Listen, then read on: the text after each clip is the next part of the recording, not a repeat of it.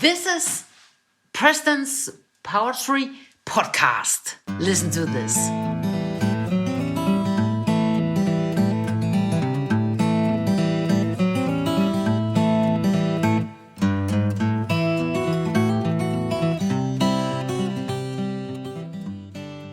Throughout this series, I've been sharing my idea that poetry is concentrated. It's distilled, compact, concise. This can be bitter to the taste, too much for our palate to bear all at once. I think the way teachers have taught us about poetry have done us a great disservice. In their effort to overwhelm us with the brilliance of poets, we end up just being overwhelmed and left with some false assumptions about how to approach this particular art style. In the end, we miss this great opportunity to enjoy one of the most universal forms of human creativity. Which brings me now full circle to the beginning.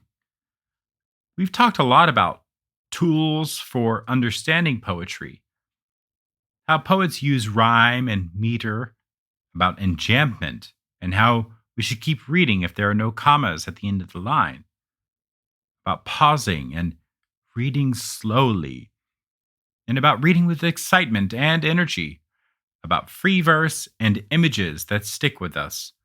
These are all tools to help us approach poems independently. One of the recurring tips, though, has been just enjoy it. Before trying to understand the work, just sit with it. Soak in all those sounds and images. This brings me to a final point and today's poem, The Jabberwocky by Lewis Carroll, the same guy who wrote Alice's Adventures in Wonderland. Have a listen. The Jabberwocky by Lewis Carroll. 'Twas brillig, and the slithy toves did gyre and gimble in the wabe.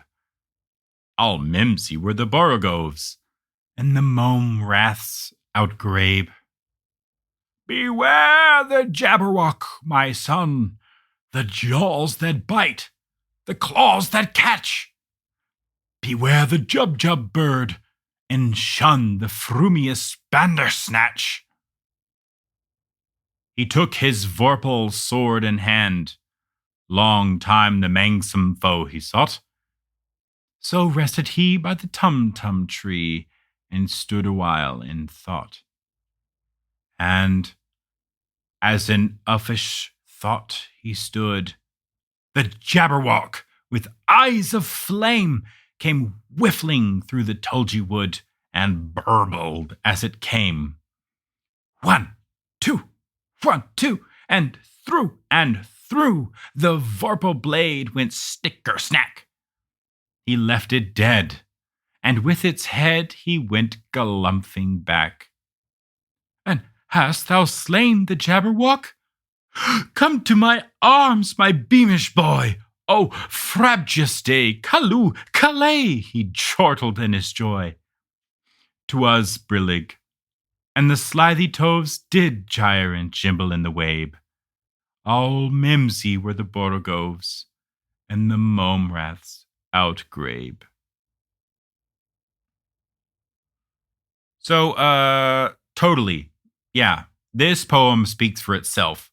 It's a brillig day, the slithy toves gyring and jimbling in the wabe, the mimsy borogoves and mome raths are outgrabing. We're warned about the Jabberwock, the Jubjub bird, and the frumious Bandersnatch, but resting under the tum-tum tree, vorpal sword in hand, uffishly pensive, the manxome Jabberwock comes burbling and whiffling through the tulgey wood with a snicker-snack, the vorpal blade sends the Jabberwock's head galumphing.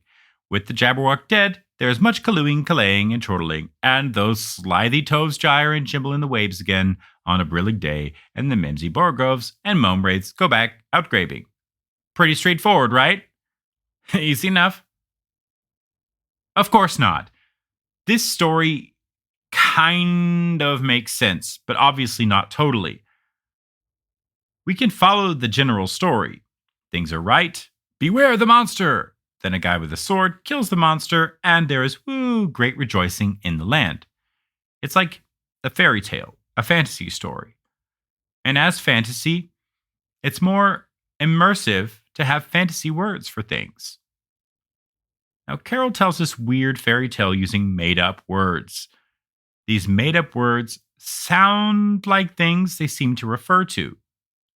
We can imagine a jub bird, which of course is not a real bird, but that it probably makes that kind of sound. Chortle, because of Lewis Carroll, is actually now a real English word, but he completely made it up. It's a mixture of two words that's called a portmanteau. So it's a portmanteau of chuckle and snort. So it refers to laughing so hard that you snort. It's a joyous, silly word, and we pick its meaning up just by the sound. This is, of course, called onomatopoeia, which is a word for words related to sounds, like tweet, crack, bang, pow. Now, there is a big linguistic point to be made here about how much you can play with language. But for poetry, it challenges a core assumption I've sort of been making this entire time, that poetry is about language at all. Jabberwocky rhymes, and it's full of these nonsense words. We get the general idea, but we don't actually specifically know what they all mean. Instead, with all of these silly sounds, we can get the idea. It's fun and goofy. But I've been trying to give you all ways to approach poems. And it's mainly been a matter of close reading, with some tips to go along. But this? Well, on the one hand, all of the tips I've given do apply here. It is enjoyable if you just take it as written, but it's not a poem you can directly understand. All of the tips I've given will never, ever strictly define what a jub or manxome jabberwock is. And no amount of looking it up can help that. For all the help I've tried to offer, this poem forces me to rethink about whether even trying to understand any poem is really the point. Here, it's all about sound and enjoying these sounds. All of the instruction in the world on close reading misses the very central point here: the pleasure and music of the sound of human speech.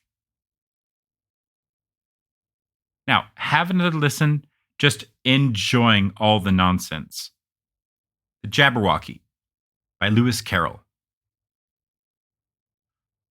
'Twas brillig, and the slithy toves did gyre and gimble in the wabe.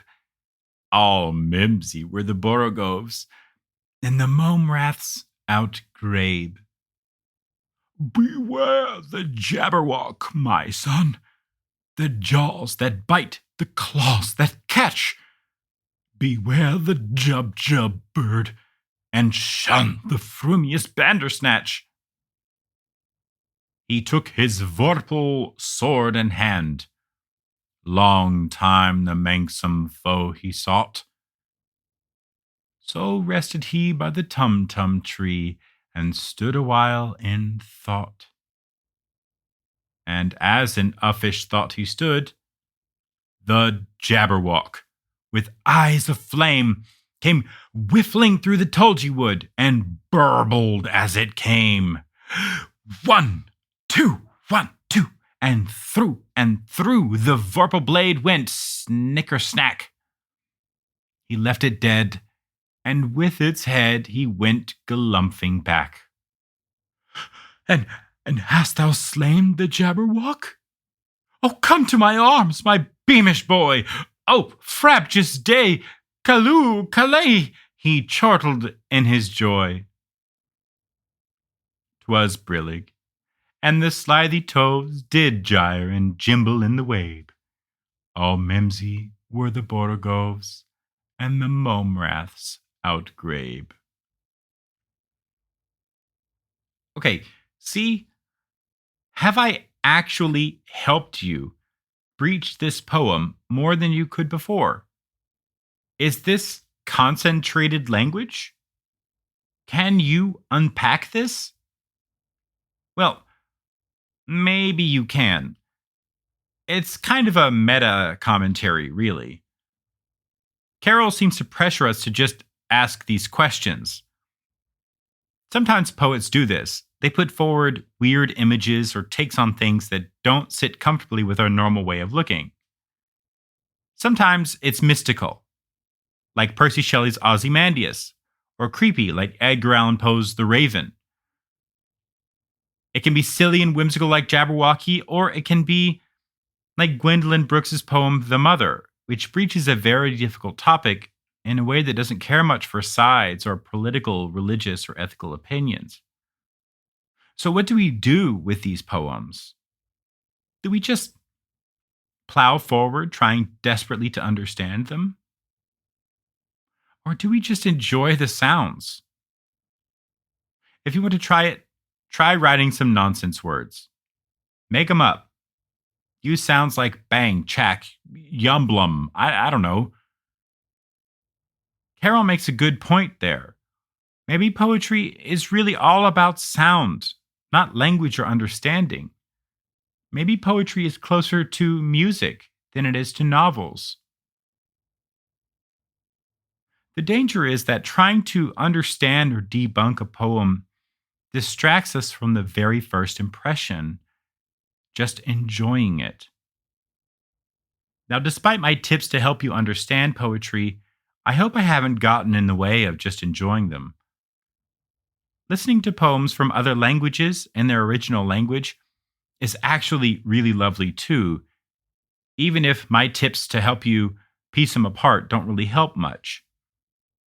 My favorite poem in another language is Invitation to Wine by Chinese poet Li Bai. You can hear all the same rhymes and rhythms, and a good reading is, it's so catchy and nice. I mean, I've looked up the translations, but there's also a way in which I don't need to know what it means because it's music. It's the symphony of the human voice. Actually, that thought calms me down and gives me hope. The fact that even when poems contain words I don't know, even in languages I don't speak, poetry is still lovely across time and nations, cultures, histories, and languages. And I'm so happy to be able to enjoy this form of human creation. And now I'm less alone in that pleasure because of you, enjoying all this beautiful poetry along with me.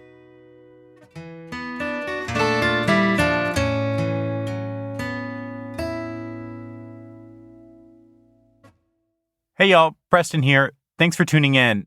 My favorite line of today's poem was, "and burbled as it came."